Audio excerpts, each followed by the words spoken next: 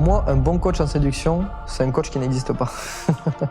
C'est un mec qui fait pas ça, parce que coach en séduction, ça n'existe pas en soi, c'est des conneries. Alors oui, une remise en forme, un meilleur style vestimentaire, une reprise en main physique. Ah oui, ça peut aider des gens. Les 3/4, t'as vu leur dégaine? C'est des mecs qui ne peuvent même pas eux-mêmes séduire une femme dans la rue, mais ils vont t'apprendre à toi comment séduire. Et est-ce que tu penses que ça pousse à complexer tous ces mecs qui se chargent et qui se montrent sur les réseaux? Mais bien sûr. Si tu veux vivre de ça, fais-le. Va dans la compète avec les mecs chargés et fais-le. Si tu ne veux pas vivre de ça, t'imagines que tu mets ta santé en risque, tu prends un risque incommensurable pour avoir un bras plus gros à mettre sur Insta. T'imagines le manque de confiance qu'il faut? Beaucoup pour le paraître. Ouais. Pour moi, une personne qui t'a déjà trompé, toi ou une autre personne dans le passé, malheureusement, elle sera toujours une personne à risque. On a des addictions à la clope, à ce que tu veux, on arrive à se soigner, tu vois. Sauf que la tromperie, c'est dans tes gènes. T'as pas d'addiction à la tromperie, tu vois. Donc si t'arrives à le faire une fois, c'est que c'est dans tes gènes. Pour moi, trompeur restera trompeur. Le gros problème de la télé-réalité aujourd'hui, et c'est pour ça que les audiences, on va dire, elles sont beaucoup moins hautes maintenant qu'il y a 10 ans, c'est qu'aujourd'hui, on a des gens qui viennent faire de la télé pour forcément percer et faire une carrière dans la télé. Ils viennent pas pour kiffer le moment sur le moment, tu vois. Moi, en off, quand j'ai fait l'île de la tentation, il y a des personnes qui ont gagné le plus d'abonnés d'ailleurs de cette saison-là, qui me demandaient « Ouais Isaac, tu crois que je vais gagner combien d'abonnés après l'émission Qu'est-ce que j'en sais moi 50 000, 60 000 ?» Il faut se dire qu'en gros, tous ces gens-là, que certains idolâtres comme Clean Girl, comme... T'as compris? C'est des vicieux, c'est tout. Salut tout le monde, j'espère que vous allez bien. On se retrouve aujourd'hui dans un nouvel épisode de Face à la Diff avec Isaac. Merci beaucoup d'être venu. Avec grand plaisir, merci pour ton invitation. Avec plaisir, comment ça va? La forme, hein, toujours, il faut. Tu peux te présenter pour ceux qui ne te connaissent pas et pour ceux qui te connaissent aussi. Ça marche. Ben moi, c'est Isaac. Donc, pour ceux qui m'ont connu peut-être via l'île de la tentation, donc j'ai participé à l'île de la tentation l'année dernière. Et sinon, mon nom des réseaux, c'est Isaac31. Je parle des relations humaines, de société. Voilà, je crée des débats. Voilà, j'ai 29 ans. Je suis de Toulouse. Ouais. Et voilà. Et comment t'en es arrivé à faire de la télé-réalité? Ça s'est passé comment tout ça? En fait, la télé-réalité, si tu veux, elle est un peu venue à moi dans le sens où j'ai pas forcément cherché à en faire. J'ai reçu un message un jour d'un casteur qui m'a proposé un truc, une émission comme ça, sur une île paradisiaque. Donc j'ai dit, ben let's go, essayons. Voilà, j'ai passé les castings et je suis tombé dans l'île de la tentation. Mais c'était vraiment pas un plan de carrière à la base. J'avais pas prévu de faire de la télé-réalité dans ma vie, quoi. Et t'étais déjà sur les réseaux à ce moment-là? J'étais déjà sur les réseaux. Je commençais à peine, à vrai dire, parce que moi ça fait pas très longtemps que je fais les réseaux. Ça doit faire à peu près 2 ans, 2 ans et demi max. Ouais, j'étais à mes débuts. J'étais à tout début, quoi, en fait. Et ça t'a changé la notoriété? T'as vu ça comment quand c'est arrivé? En fait, la notoriété, ouais, ça me l'a changé dans le sens où forcément la télé, je me fais plus reconnaître dans la rue, ça c'est sûr. Après, j'avais déjà une notoriété en soi parce que j'avais des vidéos qui faisaient quand même pas mal le buzz à l'époque, déjà. Donc en gros, c'est pas la télé qui m'a fait exploser sur les réseaux, tu vois. C'est pas ça en soi. Mais la notoriété aujourd'hui, ça me fait pas grand chose en soi. Par contre, c'est vrai qu'on me reconnaît partout dans les rues à Toulouse. Par rapport à ça. Par rapport à ça. Et même si je poste du contenu hyper souvent et qu'aujourd'hui j'ai quand même beaucoup plus d'abonnés maintenant qu'avant, 80% des gens me reconnaissent par rapport à mon passage dans l'île de la tentation, quoi. Ok, c'est quel buzz qui t'a le plus propulsé? Le buzz qui m'a le plus propulsé, je crois qu'à l'époque, c'était une vidéo sur les trompeurs. Ouais. Donc sur mon premier compte TikTok avant de me le faire bannir, j'avais fait, je crois, 2,5 millions sur celle-là et ça m'a fait. J'avais un petit peu la reconnaissance, on va dire, de la gente féminine parce que du coup, je dénonçais un peu les trompeurs masculins, tu vois. Ouais, et du coup, ça t'a mis plein de filles dans ta communauté, du coup. Donc j'ai quand même pas mal de femmes en soi, ouais. J'ai eu quelques hommes qui ont dit frérot, t'as raison. Mais bon, ceux-là, malheureusement, tu sais, les hommes qui assument, il y en a pas beaucoup. Ouais, il y en a pas beaucoup, ouais. Mais voilà, on va dire que ça a été la première vidéo qui a pas mal pété. Et là, dernièrement, c'était il y a 3 semaines pour la séparation de Clovis et Vaya. Et pour l'histoire Jessica et Thibaut, la séparation, là où je crois que j'ai fait 3 millions et qui m'a redonné un petit pump sur le nouveau compte TikTok. Ok. Et le regard des autres par rapport à cette notoriété, ça t'impacte? En vrai, ça m'impacte pas. C'est juste que je comprends pas. La plupart des gens qui me reconnaissent ne me suivent pas sur les réseaux. Ok. C'est-à-dire qu'en gros, je passe dans la rue ou alors je bois mon verre tranquille au bar, tu vois, le soir, le samedi. J'ai des gens qui vont me regarder, qui vont me chercher sur Internet, tu vois, sur leur portable. Et genre, ils vont me checker comme ça, ils vont regarder. Si c'est bien toi. autant venir me voir et tu me dis bonjour, on en parle, et puis oui, c'est moi, bah basta, tu vois. Mais Ouais. les gens, je sais pas, mais des gens, des fois, de 35 ans et plus, hein, c'est pas des bébés, hein, qui sont là, mode, est-ce que c'est lui, est-ce que c'est lui? Bon, ça, c'est un peu chiant, je t'avoue. Mais sinon, le reste, après, ça va. Et des haters, t'en croises dans la rue? Ouais. Alors, des haters, j'en croise énormément. Après, le nombre de haters qui osent venir me voir, il y en a beaucoup moins. Ouais. Parce que, comme on dit, c'est toujours facile d'écrire de la merde derrière un écran, mais Ouais. de dire de la merde à quelqu'un en réel, c'est beaucoup moins évident. Il y a plus de risques. Plus de risques, ouais. Après, je suis pas méchant, mais ouais, il y a plus de risques pour la personne, forcément. Après, il faut savoir que moi, j'ai déjà mis pas mal de personnes.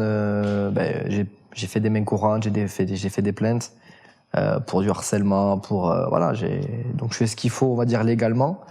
Et après, ben oui, dans la rue, j'en croise, on va dire pas souvent, mais j'en croise. Et t'essayes un peu de débattre avec eux ou ils sont de mauvaise foi? Moi, je débat toujours. Ouais.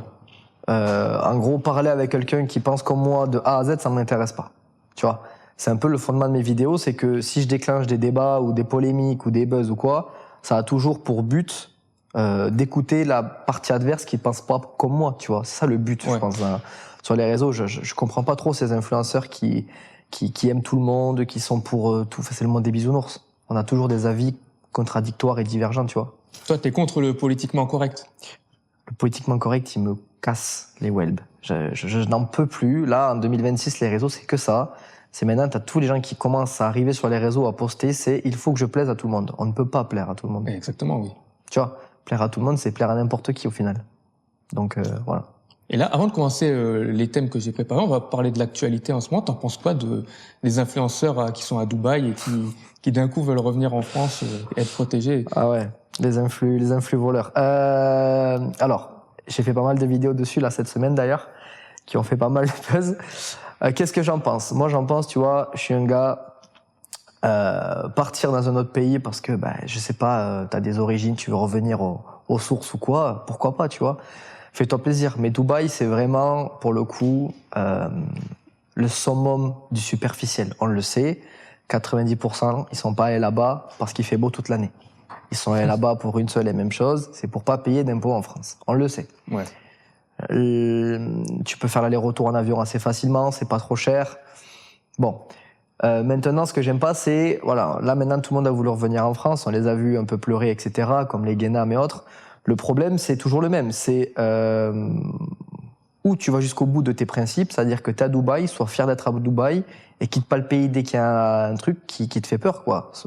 Reste, tu vois. Ou alors tu reviens en France, tu te réinstalles en France, là où il y a toute ta famille, là où il y a tous tes amis que t'as quittés pour papier d'impôt, hein. Et puis voilà, c'est tout. Mais je comprends pas ce truc du...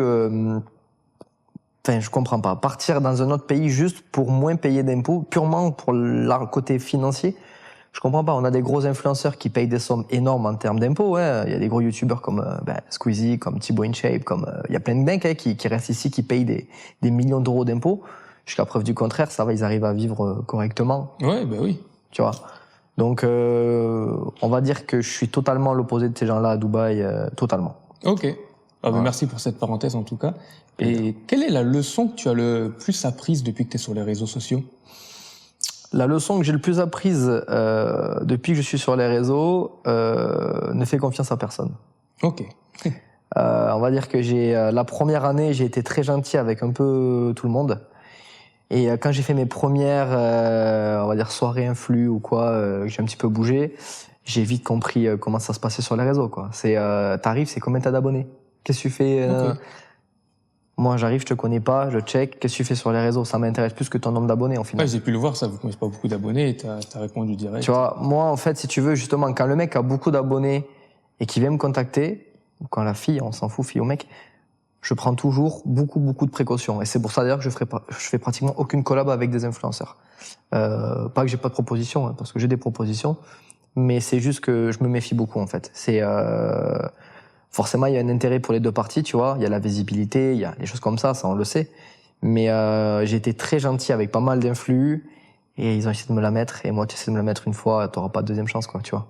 Et tu l'as vu de tes yeux, ça, des influenceurs qui sont pas du tout pareils que sur les réseaux? Clairement. Quand j'ai fait des soirées parisiennes, des choses comme ça, t'as les gens que tu vois à la télé ou que tu vois sur les réseaux et t'as la vraie personne en vrai. Je vais te dire un truc, hein. Tout le monde se lèche le fion dans les soirées d'influx, hein. Tout le monde se la met comme il faut. Mais ils vont t'adorer le lundi et ils vont cracher sur ta gueule le mardi. Mais ils vont cracher sur ta gueule le mardi avec les infos que tu leur as données le lundi. Tu comprends? Ok, ouais. Donc j'ai mes amis dans le privé. Aujourd'hui, les réseaux, j'ai gardé les mêmes amis que j'avais à l'époque. Je me suis retiré du coup de la télé-réalité forcément parce que, comme je te dis, j'ai vu tout ce qui s'est passé et vraiment c'est pas mon délire à moi du tout. Aujourd'hui, voilà, la leçon c'est ne fais confiance à personne. Ok. Est-ce que la télé-réalité, c'est comme on le voit à l'écran, ou alors il y a des off, il y a des gens en couple par exemple, mais dans l'émission ne le sont pas? En fait, de mon expérience à moi, tout s'est très bien passé. Ouais.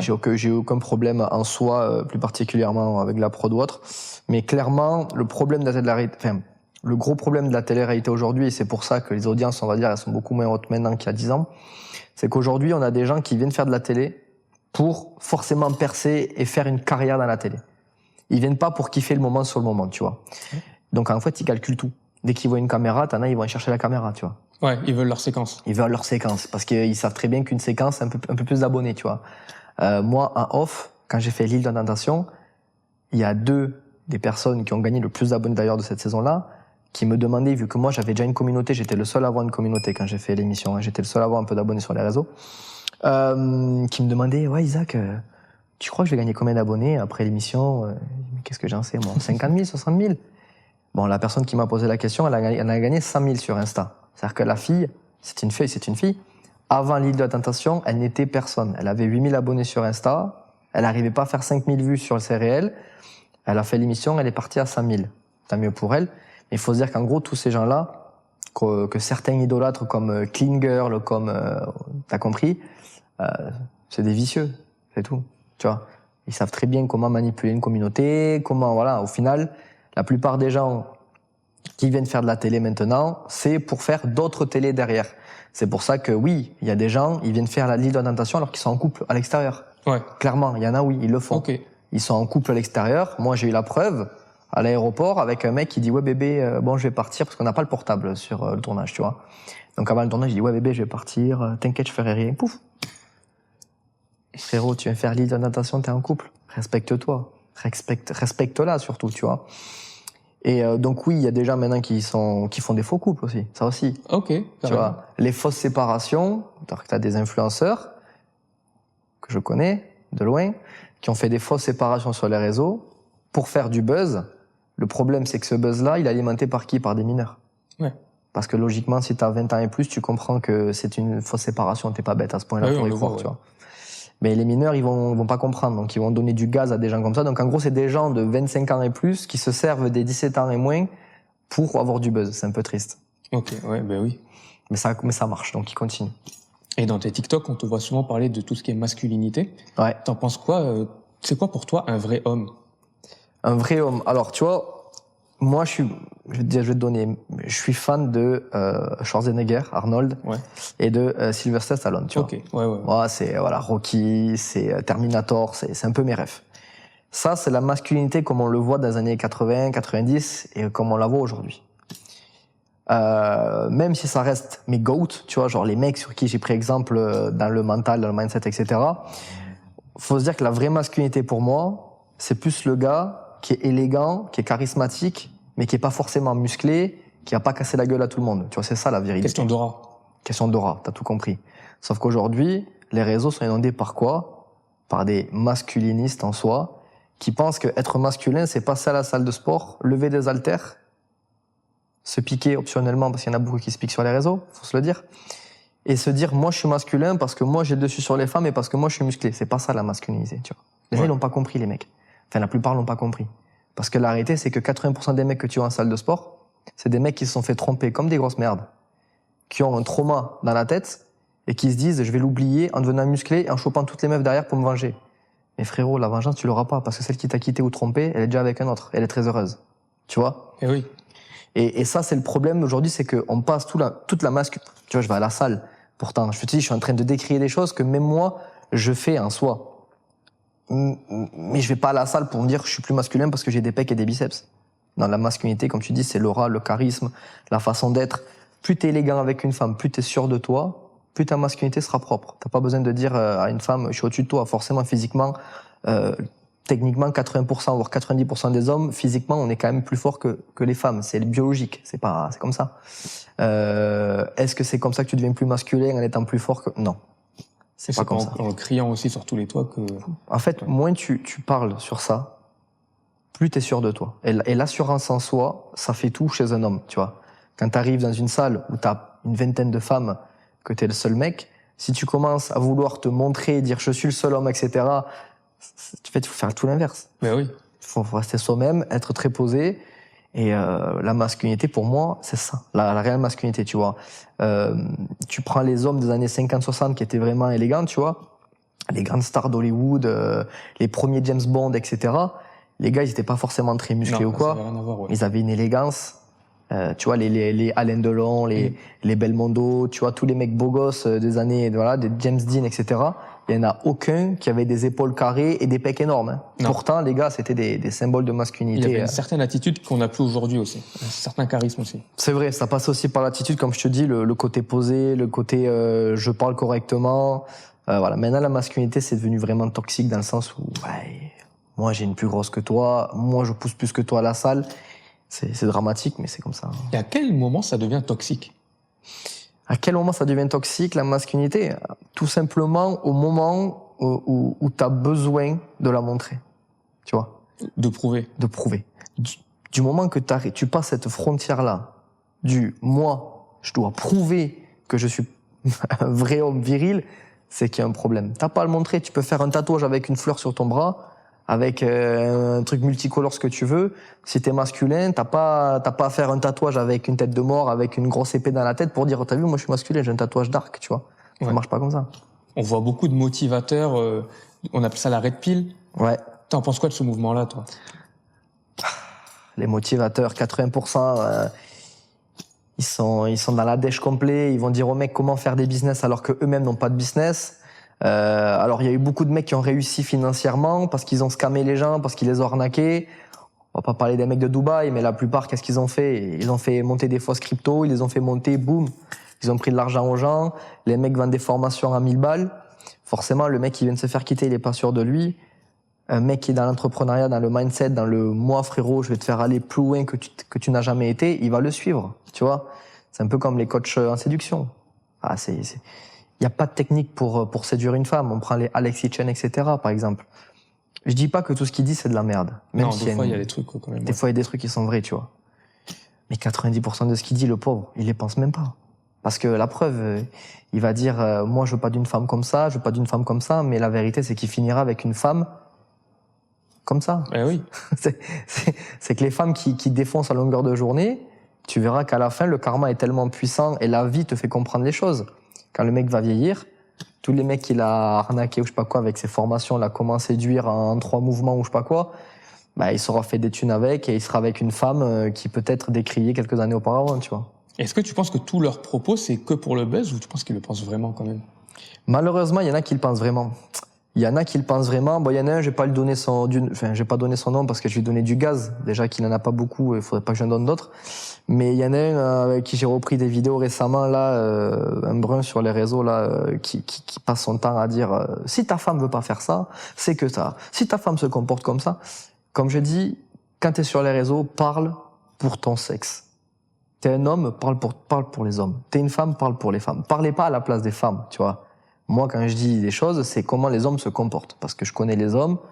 J'ai été un charreau, j'ai été un mec carré, je suis passé par toutes les étapes dans ma vie. Donc je sais comment on se comporte, tu vois, la plupart des hommes. Quand j'entends des mecs parler à la place des femmes, je dis, mais frérot, t'es célibataire, tu t'es fait tromper il y a 2 ans, tu galères avec les femmes, c'est toujours pareil, tu vois, ces mecs, ils passent leur temps à avoir 300-400 mecs devant eux, ils leur disent, en fait, les gars, il faut faire comme ci, comme ça. Ils finissent leur vidéo TikTok et ils vont coucher avec la première qui passe, tu vois. Ouais. C'est la réalité, tout ça. C'est peut-être des hommes frustrés qui veulent montrer sur les réseaux qu'ils ont. Ouais.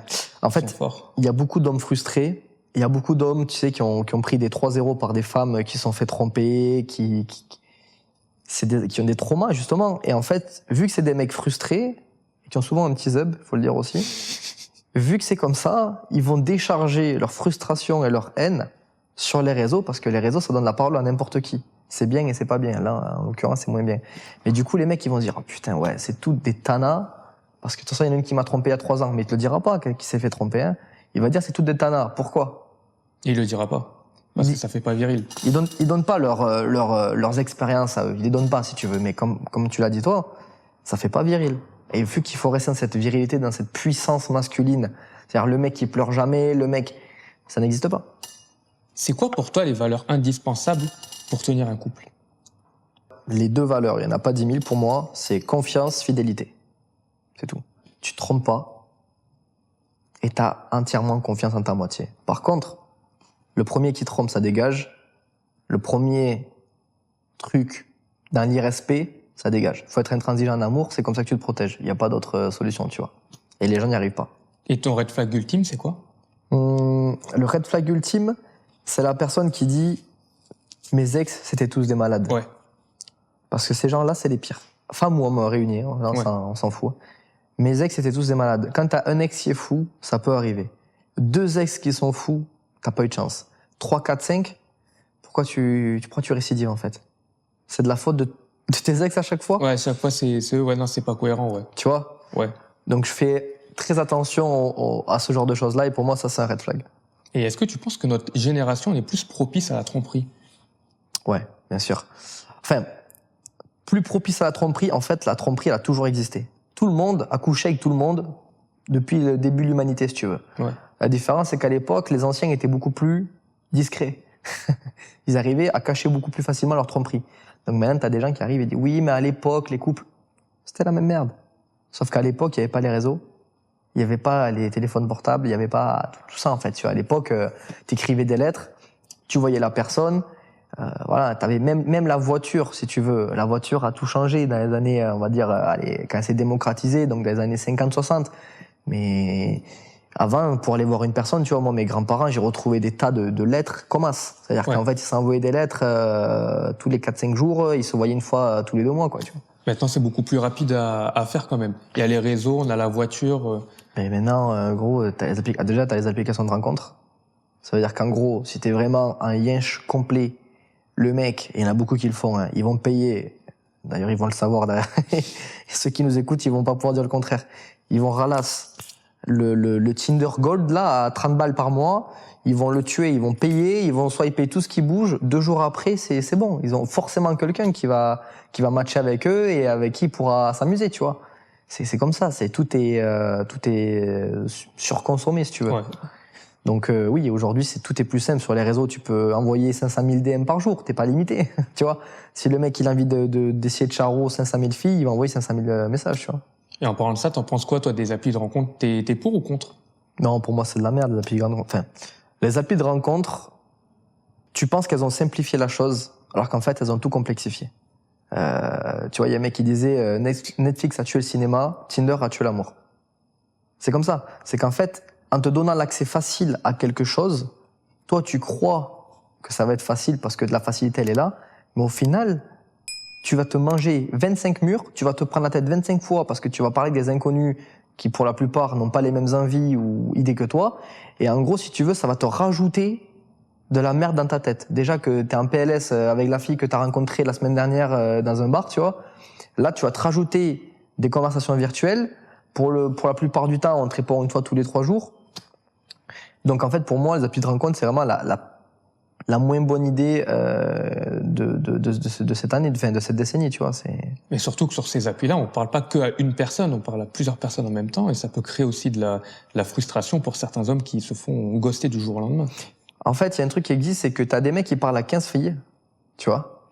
Ça va être ok pour eux. Par contre, s'ils parlent à une fille qui elle-même parle à 15 mecs, ils vont péter un plomb. Alors que le mec fait la même chose, hein. Ouais. Mais l'ego masculin, encore une fois, qui revient, tu vois. Les filles, elles ont beaucoup plus cette facilité à dire, bah, en fait, entre toi et moi, il y a rien eu. Donc, je parle à des mecs, mais je fais rien avec eux, tu vois. Le mec, même s'il couche à droite, à gauche, qui parle à 15 filles, si, dans ces 15, il y en a une qui l'apprécie réellement, il va jamais accepter que cette fille se comporte comme lui, tu vois. Ouais. C'est ça qui est un peu chelou. Mais clairement, déjà, parler à 5-6 personnes en même temps, il y a un problème. Ça, Tu vois, c'est le mec des réseaux qui te dit ça. Genre, je suis sur les réseaux, j'ai des centaines de DM qui pop tout le temps. Mais pour moi, parler à 5, 6 filles, 7 filles en même temps, il y a un problème. Comment tu veux te concentrer? Comment tu veux t'intéresser à quelqu'un si tu parles à 7 personnes en même temps? Surtout que tu dois en avoir, vu ta notoriété, ta visibilité. Moi, comme je le dis, des DM, j'en ai peut-être à peu près, je sais pas, sur Insta, je vais en avoir entre 50 et 100 par jour. Sur TikTok, si ce n'est plus sur TikTok, parce que TikTok, c'est n'importe quoi. Snap, c'est le royaume de l'inconnu, Snap. T'as des mecs qui t'ajoutent de nulle part, des femmes qui t'ajoutent de nulle part, tu les connais pas, mais ils t'envoient des... Bon, bref. Donc, par jour, je sais pas, peut-être 300 messages, si je calcule si je rassemble toutes les plateformes, tu vois. Et pourtant, tu es partisan de parler qu'à une fille à la fois. Pour moi, oui. Okay. Je suis partisan de ça. Après, que les gens ne fassent pas ça, ça les regarde, tu vois. Moi, si je m'engage à te parler et à m'intéresser à toi, je ne parlerai qu'à toi. Est-ce que la fidélité, elle est aussi dans le flirt? Ah, ben bien sûr. Ok, on est du même point de vue sur ça. Toi aussi? Ouais. Ben, en fait, si la personne, elle commence à avoir des comportements chelous dans le flirt, dis-toi que quand tu vas passer dans le sérieux, ces mêmes comportements, elle les aura toujours. Tu vois? Ouais. Il y a pas de magie en amour. Donc, en gros, si tu veux, quand il y a un truc qui est chelou au début, il va rester chelou. Et ça va déboucher sur des incompréhensions, manque de communication et séparation si tu vois, s'il y a plus. Donc oui, dans le flirt, il faut déjà être carré. Et encore une fois, on a tellement de flirts toute l'année qu'en fait, on en a oublié le sérieux du truc. C'est-à-dire que un flirt, techniquement, la personne, tu l'as déjà vu plusieurs fois en dehors. Peut-être il y a eu bisous, peut-être il y a eu rapprochement. Ça veut dire que t'attends quoi pour être sérieux en fait? T'attends qu'il y ait coucherie, t'attends qu'il y ait engagement. Pas possible. Surtout que c'est le meilleur moment. En soi, le flirt dans une relation, c'est là où c'est le mieux.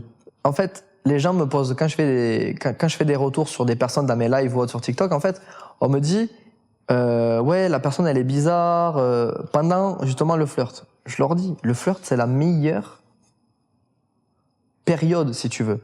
Donc, si dans cette période de malade, déjà, il y a des bails chelous, ouais, ça ira pas. mais tu vas mourir. Ça va péter en vol. Et les gens, vu qu'ils sont tous dépendants affectifs maintenant, tout le monde est dépendant affectif. Maintenant, ils vont quand même se casser les dents dessus, tu vois. Genre, des fois, tu te dis, mais comment c'est possible que la personne... Mais en fait, on a tous espoir, tu vois. Des fois, on voit des gens, des personnes qui nous plaisent de malade. On veut tellement les avoir dans notre vie qu'on se dit, vas-y, ça va le faire avec lui ou avec elle. Alors qu'en fait, ils ont tous les red flags du monde, tu vois. Mais on va forcer. Est-ce que tu trouves que c'est plus difficile de se mettre en couple maintenant? Se mettre en couple, ça a toujours été compliqué en soi, tu vois.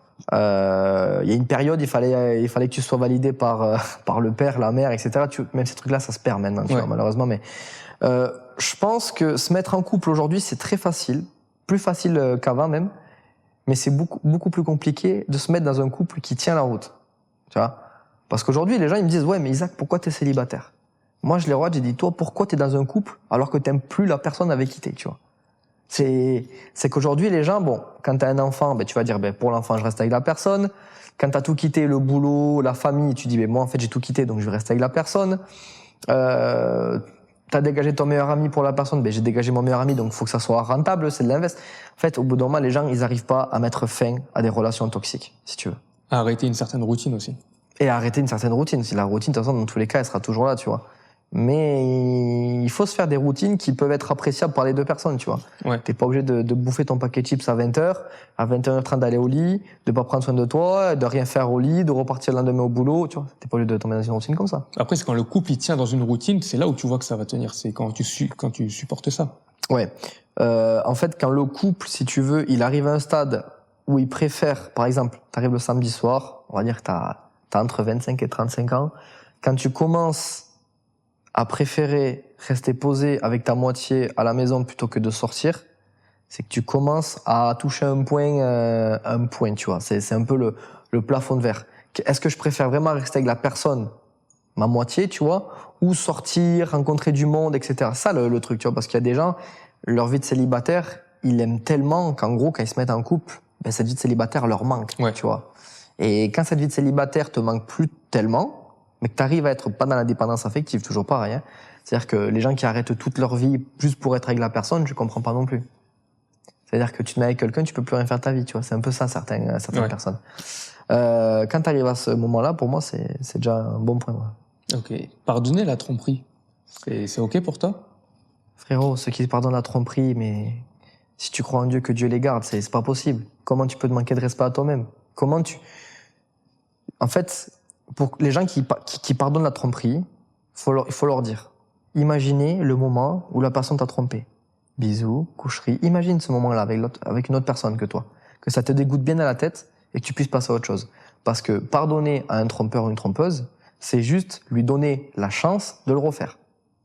C'est comme une maladie, la tromperie. Une fois que tu le fais une fois et que la personne l'accepte, tu vas dire, bon, elle a accepté une fois. Bon, vas-y. Peut-être qu'une deuxième fois, ça passera. Et ça passe. Parce que plus c'est gros, plus ça passe de toute façon, tu vois. Donc les gens, ils vont tromper une fois, deux fois, trois fois. Et mais t'en as le libertinage, fais un bail, frérot, je sais pas. Souvent, quand la première fois elle passe, il y a des libertés qui sont prises après. Bien sûr. Bah, en fait, imagine, tu passes à 150 km/h sur l'autoroute qui est à 130. Le gendarme qui t'arrête, il te dit, bon, pour cette fois, c'est OK. Tu sais très bien que tu vas repasser à 150. Par contre, si le mec qui t'arrête, il te dit, t'as plus de permis et t'as 10 000 € d'amende, T'as pas envie de recommencer. t'as pas envie de recommencer en général. Et si tu le refais, c'est que vraiment, t'étais idiot, quoi. Et est-ce qu'une personne qui trompe dans le passé, tu penses qu'elle peut se ranger ou il y aura toujours un truc qui fera qu'elle reviendra dans ses travers? Alors, pour moi, une personne qui t'a déjà trompé, toi ou une autre personne dans le passé, malheureusement, elle sera toujours une personne à risque. Parce que si tu veux, il y a des gens qui sont soignés, on a des addictions à la clope, à ce que tu veux, on arrive à se soigner, tu vois. Ça, c'est une addiction, ok. Sauf que la tromperie, c'est dans tes gènes. Ouais. T'as pas d'addiction à la tromperie, tu vois. Donc si t'arrives à le faire une fois, c'est que c'est dans tes gènes, tu vois. Donc, pour moi, trompeur restera trompeur. Ok. Toi, tu l'as déjà fait? T'as déjà eu à faire ça ou jamais de ta vie? Moi, j'ai jamais trompé parce que si tu veux, je pars du concept que si j'ai plus envie de toi ou que je désire quelqu'un d'autre ou peu importe la chose, je te quitte. Je te quitte et après, on verra ce qui se passe. Mais jamais j'irai voir quelqu'un d'autre alors que je suis avec toi. Ça n'a pas de sens, tu vois. Autant quitter la personne. Ça veut dire qu'en fait, ceux qui trompent, ils ont peur de quoi? Ils ont peur d'être seuls. Et donc, vu qu'ils ont peur d'être seuls, ils vont tromper bien salement, mais ils vont garder la titulaire de côté, tu vois. Parce qu'ils se disent au moins, celle de droite, j'ai couché avec, je me suis vidé, comme on dit, hein, vulgairement. Mais après, je reviens avec la cousine qui est titulaire à côté. Bah oui, c'est plus simple. Alors que si la cousine titulaire qui t'amène la stabilité te quitte, les enchaînements de filles que tu fais là, t'auras plus la même saveur. Tu vas être frustré, tu vas être triste, tu vas te sentir esselé. Voilà, c'est... Et est-ce que pour toi, tu portes une importance au body count? Et t'en penses quoi des mecs ou même des femmes qui jugent par rapport à ça? Alors le body count, ça a été une question très complexe pendant un moment. Il faut se dire un truc. Moi, j'y porte une importance, oui. Est-ce que c'est rédhibitoire? Pas forcément. Moi perso, mon body count est faible, tu vois. Donc forcément, je vais plus m'entendre avec une personne qui a un body count faible. Mais c'est pas parce que tu as un gros body count que je vais te dire non, en fait, toi, reste loin de moi. Pas du tout. Par contre, ce qu'il faut comprendre, c'est qu'aujourd'hui, si un homme ou une femme a un body count à 3, par exemple, et qui juge et qui dit non à une personne qui a un body count à 100, c'est normal. Faut pas défoncer les gens qui jugent. Après, les gens qui jugent alors qu'ils ont un body count à 300, eux, il faut qu'ils ferment leur gueule. Au bout d'un moment, frérot, rachète-toi une dignité, voilà. Mais il faut comprendre ça. Et ceux qui ont un gros body count, c'est normal, du coup, qu'ils acceptent ceux qui ont un gros body count, en fait. Ça coule de source, tu vois. La plupart des gens qui te diront, moi, le body count, ça m'impacte pas, c'est que eux-mêmes ont un body count assez élevé, tu vois. Et c'est OK. Juste acceptons ceux qui ont un petit body count et qui disent, moi, je privilégie quand même d'aller vers des femmes ou des hommes qui ont un petit body count. C'est OK. Moi, personnellement, j'y attache une moins grosse importance maintenant que je pouvais l'attacher. C'est vrai que quand j'avais 20, 21, 22 ans, oui, le body count, j'étais à fond dessus, quoi. Je me disais, non, moi, une personne qui dépasse les 10, 15, c'est pas possible.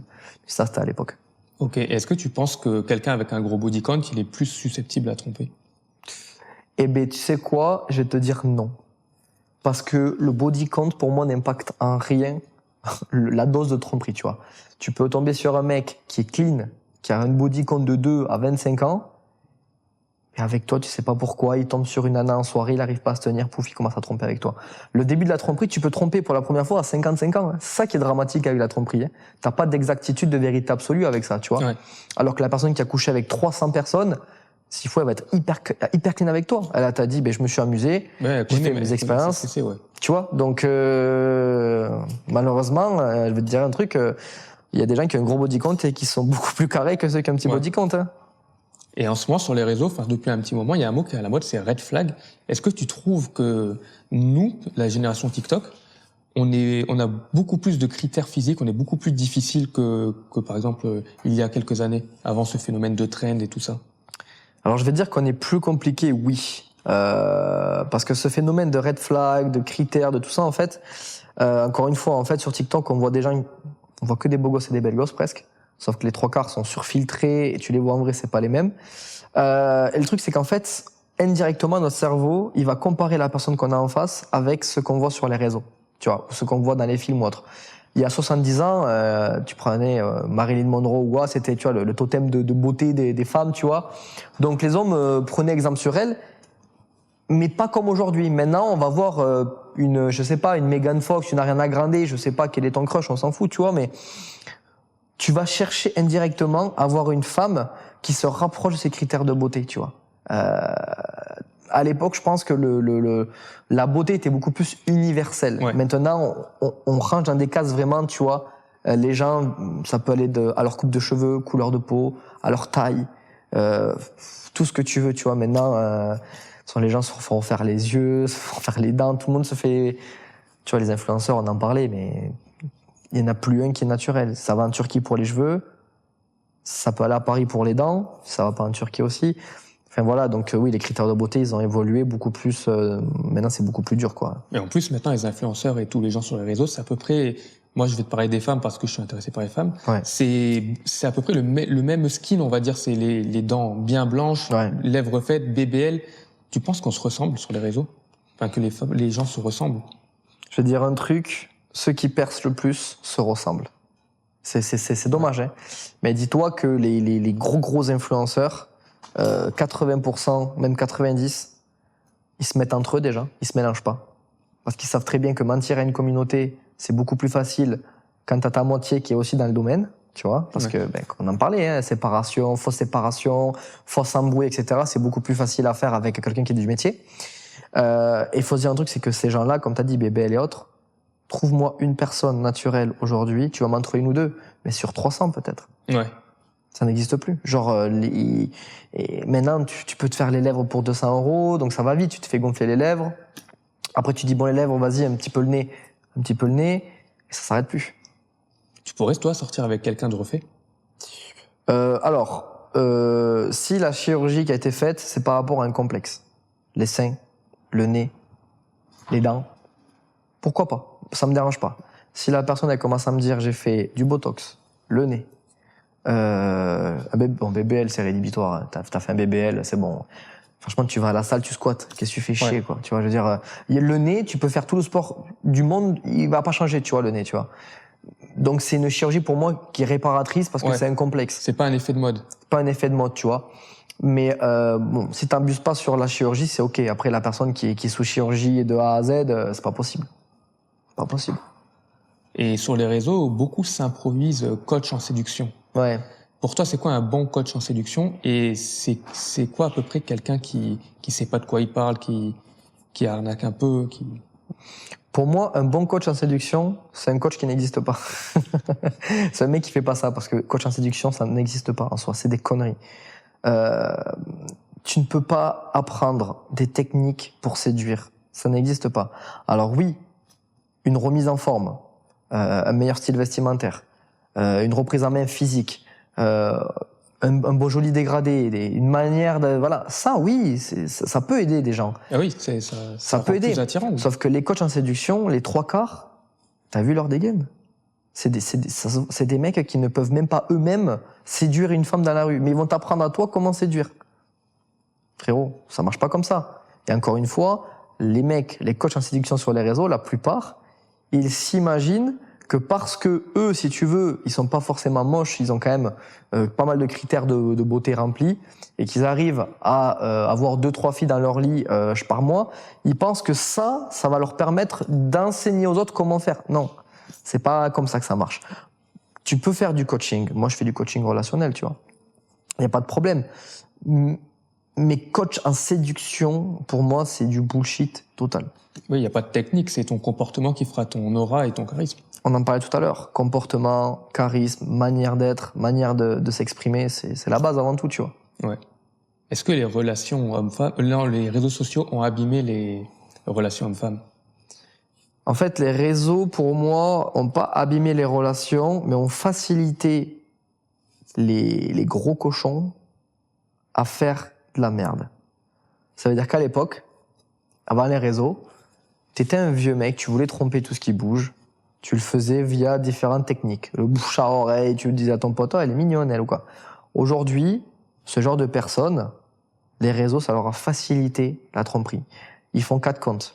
Le 4e compte, il est pour Johanna. Le 3e compte, il est pour Inès. Tu vois? T'as 25 abonnés. Regarde, je suis un mec carré, je suis pas trop sur les réseaux. Non, j'ai même des histoires d'influenceurs, si tu veux, une influenceuse qui sortait avec un mec qui était sur les réseaux aussi de Paname. Ce mec-là avait rencontré une fille et lui avait dit j'ai pas les réseaux. Et il trompait sa copine influenceuse avec l'inconnu du coup. Et elle avait appris via un détective privé pour te dire à quel point. Et le mec a 400 000 abonnés aujourd'hui sur les réseaux. Il fait du contenu sportif sur Paris. Voilà, beau Et il a gosse. réussi à faire passer ça en disant qu'il était pas sur... Oh, Et calme. sa ok. copine a accepté la Ah ouais, tromperie. c'est chaud, c'est chaud. Pour te dire. Est-ce que la pression du physique est plus forte qu'avant? Ouais. En fait, la pression du physique, elle est tellement forte, on la ressent dans les salles de sport, c'est qu'aujourd'hui, quand tu as un corps de mec en forme, tu te compares tellement aux autres, parce que sur les réseaux, tu te dis tout le monde est bien foutu et autres, c'est qu'en gros, aujourd'hui, pour un mec, la pression, elle est énorme. Je vais pas parler pour les femmes, parce que je sais que les femmes, c'est encore différent, et la pression, elle est là, mais de manière différente. Mais en tout cas, pour les hommes, la pression pour le physique, elle est énorme. Voilà. Aujourd'hui, t'as l'impression que, si tu te compares avec les autres, en fait, tu t'en finis pas, tu vois. Les mecs petits, par exemple, tu vois, 1m70 et moins, ils sont en PLS actuellement. Sur les réseaux, t'as les filles, elles font 1m52, elles veulent un mec de 1m85, Ouais. tu vois. La meuf, c'est une canette et elle veut un boug qui fait 2 mètres, tu vois. Donc ouais, la pression pour le physique des hommes, donc musculature, taille, ce que tu veux, même les gens qui ont la calvitie, tu vois. Un mec qui a la calvitie, t'as des beaux gosses, Jason Statham pour cet éclu parce qu'il est connu, mais aujourd'hui, un mec qui perd ses cheveux ou autre, parce qu'il y a beaucoup de mecs sous calvitie, et beaucoup plus qu'on ne le croit, le mec va être en PLS. C'est pour ça d'ailleurs qu'il y a autant de gens qui se font opérer en Turquie et de ça, tu vois, qui sont faire des greffes, quoi. Toi qui fais du sport, de la muscu, ça t'arrive de te comparer à d'autres hommes? Alors, Pas moi, forcément méchamment, mais genre ouais, j'aimerais bien être comme lui, ça te motive et tout? alors en fait, si tu veux, ça me motivait jusqu'à mes 23, 24 ans. Et en fait, après, j'ai compris que la plupart des mecs à qui je me comparais étaient chargés. Ok. Donc ça m'a fait comprendre les choses. Et puis après, j'ai vu des typeux, tu vois, des petits de 18, 19 ans venir à la salle de sport avec des sacs comme ça. Ils te disent, moi, je suis nati, je prends rien. Il ouvre son sac, argiline, glutamine, maltodextrine, créatine, bon bref, citrulline, bref, il a une formation dans le sac, tu vois. Et en fait, je me dis, ok, en fait, aujourd'hui, si tu veux, les petits sont tellement matrixés par les réseaux qu'en un an, ils veulent un résultat de mec qui a fait 6 ans de sport derrière, tu vois. Donc, je me comparais beaucoup, tu vois, notamment à des mecs comme Hugh Jackman, le mec qui fait Wolverine, des trucs comme ça.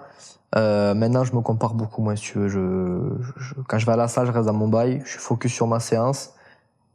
Je travaille pour moi, pas pour les autres. Mais ça, je pense que c'est avec le temps que ça vient, tu vois, cette assurance que tu as en soi. Parce que si t'as pas cette assurance que tu as en toi, tu vas continuer à te comparer aux autres. Tant que t'es pas sûr de toi à 100%, tu vas te comparer. Le jour où tu as l'assurance d'être vraiment la meilleure version de toi-même, tu te compares plus aux autres. Ça existe des influenceurs muscu qui sont chargés mais qui font croire qu'ils ne le sont pas? Tellement, mec. Tellement. Il y en a tellement qui sont chargés. En fait, il y en a, ils vont te... En 2024, par exemple, il se charge en 2024, il va faire des cures et puis il va arrêter. Il va dire, je suis pas chargé. Mais si tu t'es chargé il y a 2 ans, tu t'es chargé, frérot. C'est comme ça reste, tu vois. Ouais. Donc oui, il y a énormément de mecs qui se chargent. Il y a même des mecs qui ont des physiques dégueulasses qui se chargent. Tu vois, là, il y a 2 semaines, j'étais à la salle. Il y a un mec qui vient de me demander, il me dit, ouais, frérot, t'es bien sec. Tu prends quoi? Je dis, brocoli, poisson, et voilà, je bouffe des graines. C'est pour ça que je suis aussi sec, tu vois. Ah ouais, et tout, ok. Et je vois le mec qui s'assoit, et à son collègue, et tu as dit que tu t'en mettais un peu dans la cuisse. C'est-à-dire que le mec, il doit avoir quoi, 23 ans, 24 ans, tu vois. Il était clairement dégueulasse physiquement. Il était flottique et tout ce que tu veux. En fait, le gars se chargeait. Ça veut dire que, tu vois, aujourd'hui, il y a des mecs... on me l'aurait pas dit qu'il était chargé, je l'aurais pas deviné, tu vois. Ouais. Mais il était chargé. Et est-ce que tu penses que ça pousse à complexer tous ces mecs qui se chargent et qui se montrent sur les réseaux? Mais bien sûr. Dis-toi, un mec, pour qu'il se charge, à part s'il veut vivre de ça, il va faire l'IFBB, il va faire des concours de muscu, etc. Si tu veux vivre de ça, fais-le. Va dans la compète avec les mecs chargés et fais-le. Si tu ne veux pas vivre de ça, t'imagines que tu mets ta santé en risque, ta libido en risque, parce que la plupart ils finissent avec des boules, c'est des sachets de thé, hein, ils ont plus de libido, ils ont plus rien. Tu prends un risque incommensurable pour avoir un bras plus gros à mettre sur Insta. T'imagines le manque de confiance qu'il faut? Beaucoup pour le paraître, ouais. Et en plus, c'est pas définitif. C'est-à-dire qu'en gros, ça va être là 2-3 ans, 4 ans. Mais après, tenir une diète, suivre des relances, des cycles, proprement, être suivi par un médecin, etc., c'est catastrophiquement compliqué. Donc, si le gars, il a ses études à côté, ou une chérie ou quoi, il pourra pas tenir ça sur 10 ans, tu vois. À part, s'il veut faire ça de son métier, quoi. S'il veut en faire son métier, ben, fais-le, tente. Prends des risques. C'est toi et ta santé. Mais franchement, les gars, si vous voulez pas en vivre, que c'est juste pour le plaisir, faites pas ça. Soyez pas débiles. Poussez à la salle et mangez. Si t'es passionné, normalement, t'arrives à tenir tes efforts. C'est pour ça que je te dis, je pense qu'aujourd'hui, il y a plus beaucoup de passionnés, tu vois. Je pense qu'aujourd'hui, c'est surtout des gens qui, genre, ils veulent juste être plus impressionnants que le voisin. Tu vois, je vois des mecs qui sont comme ça, frérot. Ça fait 2 mois qu'ils poussent, peut-être plus, mais bon, on dirait pas. Les gars, ils passent leur temps devant le miroir, comme ça, ils regardent Je dis, mais moi, quand j'ai commencé la salle, j'étais avec des anciens, tu vois. D'ailleurs, j'étais avec un gars, il m'a tout appris. Il s'appelle Mohamed. C'était un monstre. Le mec m'a tout appris. On l'appelait tous Momo du 12. Parce que le gars, on aurait dit qu'il avait 2 départements sur ses épaules. Mais pendant 3 ans, frérot, j'ai pas fait une photo à la salle. Et tous mes potos qui avaient entre 19 et 21 ans, on allait à la salle, on poussait. Jamais de la vie, on commence à faire du posing et tout.